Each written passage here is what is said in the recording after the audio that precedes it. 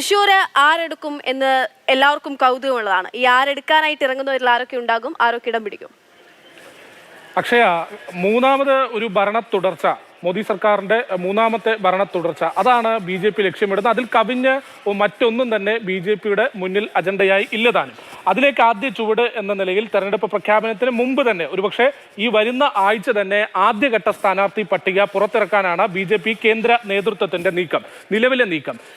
ഈ പട്ടിക പുറത്തു വരുമ്പോൾ അതിൽ ഏറ്റവും പ്രധാനം, ഏറ്റവും മുഖ്യമായി ഉന്നമിടുന്നത് ദക്ഷിണേന്ത്യൻ സംസ്ഥാനങ്ങളിലായിരിക്കും എന്നതാണ് ഇപ്പോൾ ഡൽഹിയിൽ നിന്ന് അടക്കം വരുന്ന സൂചനകൾ. അതിൽ കേരളം, ഒപ്പം തന്നെ കർണാടകം, തെലങ്കാന, ആന്ധ്ര മുതലായ ഉത്തരേന്ത്യൻ സംസ്ഥാനങ്ങളിൽ ഉന്നമിട്ടുകൊണ്ടായിരിക്കും ആദ്യഘട്ട പട്ടികയിൽ സ്ഥാനാർത്ഥികളെ പ്രഖ്യാപിക്കുക എന്നുള്ളതാണ് പ്രധാനം. ഈ ഉത്തരേന്ത്യൻ സംസ്ഥാനങ്ങളിൽ ഉന്നമിടുമ്പോൾ അതിൽ മറ്റൊരു കാര്യം, കഴിഞ്ഞ തവണ പരാജയമറിഞ്ഞ മണ്ഡലങ്ങളും ഇത്തവണ ആദ്യഘട്ട പട്ടികയിൽ സ്ഥാനാർത്ഥികളെ പ്രഖ്യാപിച്ചുകൊണ്ട് പ്രചാരണം നേരത്തെയാക്കി ആ മണ്ഡലം പിടിക്കാനുള്ള തയ്യാറെടുപ്പുകളിലുമാണ് എന്നതാണ് പറയുന്നത്. ഇനി നമ്മൾ ഏറ്റവും കൗതുകകരമായി, ഏറ്റവും പ്രധാനമായി നോക്കുന്ന കേരളത്തിലെ ആ ആദ്യ ലിസ്റ്റിൽ വരുന്ന മണ്ഡലങ്ങൾ ഏതൊക്കെയായിരിക്കും എന്നതാണ്. നേരത്തെ ലിഷോയ് പറഞ്ഞതുപോലെ തന്നെ ആറ്റിങ്ങലും തൃശ്ശൂരും ആദ്യ പട്ടികയിൽ തന്നെ ഉണ്ടാവുമെന്നത് സ്ഥിരീകരിക്കപ്പെട്ടിട്ടുണ്ട്. മൂന്നാമത്തെ മണ്ഡലം ഏതായിരിക്കും എന്നുള്ളതിലാണ് ചെറിയൊരു സസ്പെൻസ് ബാക്കിയുള്ളത്.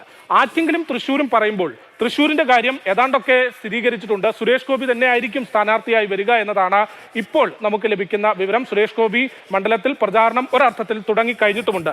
ഇനി ആറ്റിങ്ങലിലേക്ക് വന്നാൽ, ആറ്റിങ്ങലിൽ നിലവിൽ കേന്ദ്ര സഹമന്ത്രിയായിരിക്കുന്ന വി മുരളീധരൻ തന്നെയായിരിക്കും ആറ്റിങ്ങലിൽ സ്ഥാനാർത്ഥി എന്നത് ഏതാണ്ടൊക്കെ ഉറപ്പാണ്. ഇനി ഔദ്യോഗിക പ്രഖ്യാപനം മാത്രമാണ് ബാക്കിയുള്ളത്.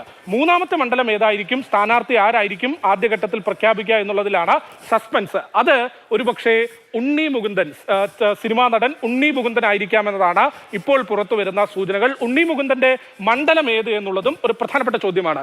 പത്തനംതിട്ടയിലും പാലക്കാട്ടും പരിഗണിക്കുന്നുണ്ട് എന്നതാണ് ഇപ്പോൾ പുറത്തു വരുന്ന വിവരം. പത്തനംതിട്ടയിൽ ആദ്യഘട്ടത്തിൽ തന്നെ ബി ജെ പി സംസ്ഥാന നേതൃത്വമൊക്കെ നൽകിയ പേരുകളിൽ ഉണ്ണി മുകുന്ദന്റെ പേര് മുൻപന്തിയിൽ തന്നെ ഉണ്ടായിരുന്നു. പക്ഷേ നിലവിലെ രാഷ്ട്രീയ സാഹചര്യത്തിൽ P C George B J പിയിലേക്ക് എത്തുകയും അവിടെ മത്സരിക്കാനുള്ള സാധ്യതകളുണ്ട് എന്ന തരത്തിലുള്ള ഒരു പ്രതീതി വരികയും ചെയ്യുന്നു. അങ്ങനെയെങ്കിൽ പത്തനംതിട്ടയിൽ നിന്ന് ഉണ്ണി മുകുന്ദന് മാറ്റി നിർത്തപ്പെടേണ്ട സാഹചര്യം ഉണ്ടായാൽ പിന്നെ പരിഗണിക്കുന്നത് പാലക്കാടാണ് എന്നതാണ് ഒടുവിൽ ലഭിക്കുന്ന വിവരങ്ങൾ. ഈ മൂന്ന് മണ്ഡലങ്ങൾ, ഒരുപക്ഷെ തൃശ്ശൂരും ആറ്റിങ്ങലും കൺഫേംഡ് ആണെങ്കിൽ പാലക്കാട്ടോ പത്തനംതിട്ടയിലോ ഉണ്ണി മുകുന്ദന്റെ പേര് കൂടി ആദ്യഘട്ടത്തിൽ പ്രഖ്യാപിച്ചേക്കാം എന്നതാണ് നിലവിൽ പുറത്തു വരുന്ന വിവരങ്ങൾ.